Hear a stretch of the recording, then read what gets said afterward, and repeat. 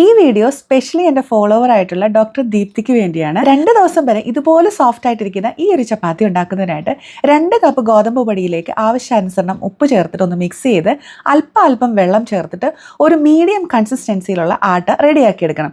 ഈ ഒരു ചപ്പാത്തിക്കുള്ള മാവ് ഒരുപാട് ലൂസ് ആകാനും പാടില്ല, ഒരുപാട് ടൈറ്റ് ആകാനും പാടില്ല. ഇനി നമ്മുടെ ഇതുപോലെ മുഷ്ടി വെച്ചിട്ട് ഒരു 5 മിനിറ്റ് ഇതുപോലെ നന്നായിട്ട് കുഴച്ചെടുക്കുക. ഇനി ഇതിനെ അടച്ച് ഒരു 10 മിനിറ്റ് തന്നെ റെസ്റ്റ് ചെയ്യാനായിട്ട് വെക്കണം.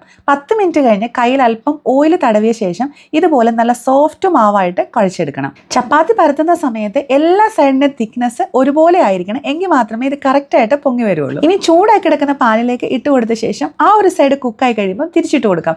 വീണ്ടും നമ്മൾ മറു സൈഡിലേക്ക് തിരിച്ചിട്ട് ഒരു സ്പാച്ചുല വെച്ചിട്ട് ഇതുപോലെ ചെറിയ രീതിയിലൊന്ന് പ്രസ് ചെയ്ത് കൊടുത്തു കഴിഞ്ഞാൽ ബലൂൺ പോലെ പൊങ്ങി വരുന്ന ചപ്പാത്തി റെഡി. ഇതുപോലെ ചപ്പാത്തി ഉണ്ടാക്കുന്ന വേറൊരു രീതി കൂടി ഞാൻ കാണിച്ചു തരാമേ. പാനിലേക്ക് നമ്മൾ ചപ്പാത്തി ഇട്ട ശേഷം 2 സൈഡും കുക്കായി കഴിയുമ്പോൾ ഇതുപോലെ മറിച്ചിട്ട് ഒരു ടിഷ്യൂ പേപ്പർ വെച്ചിട്ട് ഇതുപോലെ ജസ്റ്റ് ഒന്ന് പ്രസ് ചെയ്ത് കൊടുത്തു കഴിഞ്ഞാൽ നല്ല ബലൂൺ പോലെ ഈ ഒരു ചപ്പാത്തി പൊങ്ങി വരും. മൂന്നാമത് ഞാൻ ചെയ്യുന്ന ഒരു രീതി എന്ന് പറയുന്നത് ഇതുപോലെ ഡയറക്റ്റ് ആയിട്ട് ഞാൻ ബർണറിലേക്ക് ഇട്ടിട്ട് പൊക്കിയെടുക്കുകയാണ് ചെയ്യുന്നത്.